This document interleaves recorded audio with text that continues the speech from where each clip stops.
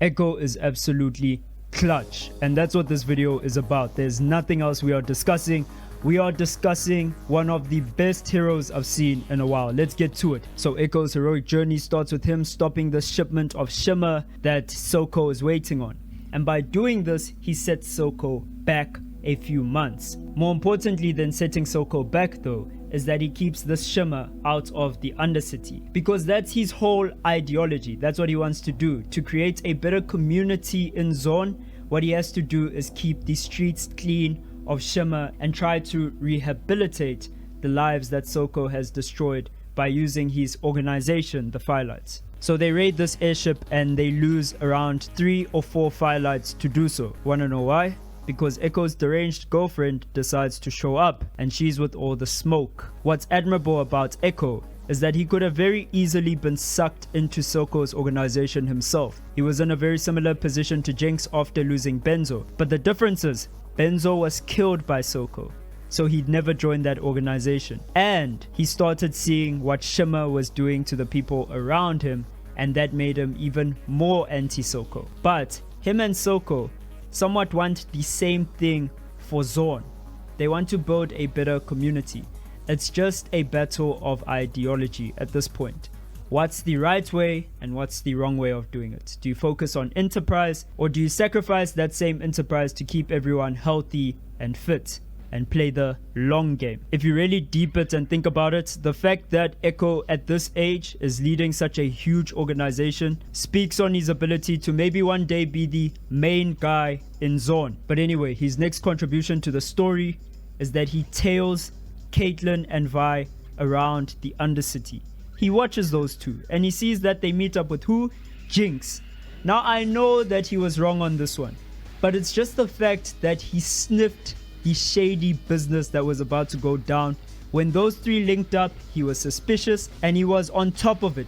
Kidnaps 2 of the girls, i.e. Caitlyn and Vi, and leaves the dangerous one, his girlfriend Jinx, behind. So after he captures Vi and Cupcake, they have a discussion about this Hextech gemstone, and Caitlyn starts crying about it, saying that he needs to give it to the council. Now, if Caitlyn hadn't done this, the Hextech gemstone would have never ended up back in Soko's hands, so her mother would still be alive this day. But no, she decides she wants to go over the bridge and asks Ekko for assistance, and Vi, being somewhat the mediating force between these two parties, convinces Ekko to help Caitlyn out. Unfortunately, their party gets crashed by Marcus, and he does his best Denzel Washington impression. Ekko ends up getting shot, but later on when the chips are down and Vi and Caitlyn have no other options, he comes back from the dead, or at least we can see that he's wearing heavy padded clothing because he knows that Jinx is a shooter.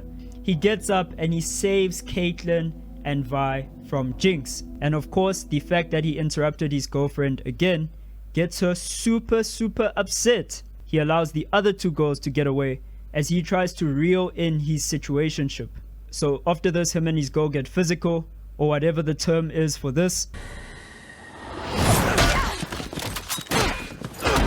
And my boy Ekko shows that he has all of his primal instincts intact, as he makes a great escape when she tries to double self-destruct both of them into oblivion. So we later discover that Ekko survives the ordeal and he manages to make friends with the Pilty. And this is not just any Pilty, this is a former council member in Heimerdinger. Heimerdinger feels that Ekko is so cool and so smart that he decides to mentor him and follows him to his secret hideout deep within the lanes. So after bonding with his newly found mentor for a bit, he discovers that his tree is dying and they're starting to get a little bit overloaded in terms of the numbers of people who need refuge in the Firelight camp. So it becomes time again for him to take action. I like Ekko because he just takes action. Him and Heimerdinger raid Jace's lab, which goes pretty poorly, but Heimerdinger manages to mediate between them, introduce them to each other, and they get along kind of fine. Okay, I'm lying. They actually don't get along that well. Ekko is like a foil to Jace, because Ekko is a smart kid who grew up in a terrible place and Jace is a smart kid who grew up in a better place. That's why when the anomaly happens, it's kind of interesting that Jace ends up in the messed up situation and Ekko ends up in the better situation. So after lecturing Jace about social issues and ending up in the anomaly. Ekko ends up in the perfect world. The city is fixed. His loved ones like Benzo are still alive. Clago is there, Milo is there, and the only real sacrifice here is that Vi is dead. His situation is so sorted out in this universe that his girlfriend is actually his girlfriend there. It's not just a meme. But my boy Ekko is clutch, and he has a sense of responsibility on his shoulders and in his head. So he decides to sacrifice his time in this world and leave it all behind to go back to the messed up reality he came from, just to go save all of those people who are waiting for him to be what? The boy savior. Man, you gotta earn your nickname in this life, and that dude, he does. So from here we kind of have to speculate what happens. He probably sees the fire in the last drop, leading him to follow Jinx, and then again at the right moment when we needed him to, he saves Jinx, proving to be, again, what's the word?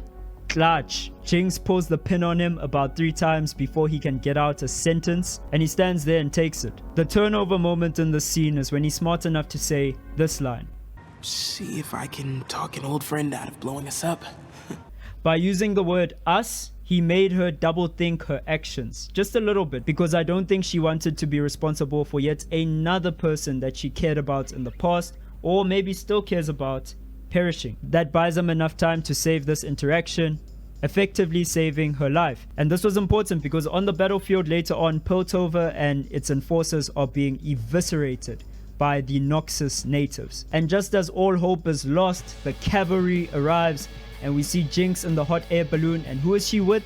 None other than the hero of the story, the Firelight leader, Ekko. The fight goes on. Our hero gets buried underneath huge amounts of rubble. And just as you think his role in this is all over, we see that green streak. And we're like, oh no, there's no way. And then this happens.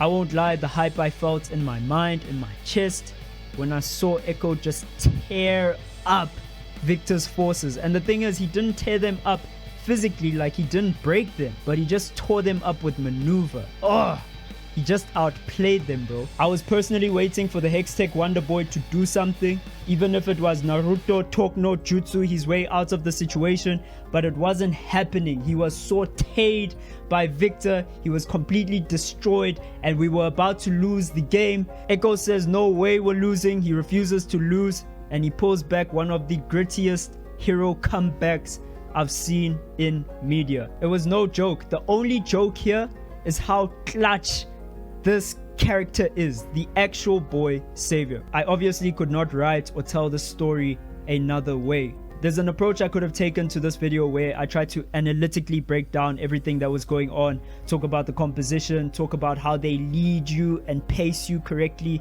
to this moment so it feels more intense, but that's just not gonna sell it. What this was feeling, bro. We all felt this moment, or at least 90% of Arcane's fan base. I know there's those people who are saying, this was whack or whatever, but 90% of us, when we saw Ekko, we just saw that green streak go across our screen and we knew it was going to happen. We felt hype. We felt how it's supposed to feel when an actual hero saves the day. Not someone who's supposed to be able to, but someone who does it because they choose to. Oh, that was sick. What a moment. What a character. What a series. Be sure to subscribe. This is Lois signing off. Peace.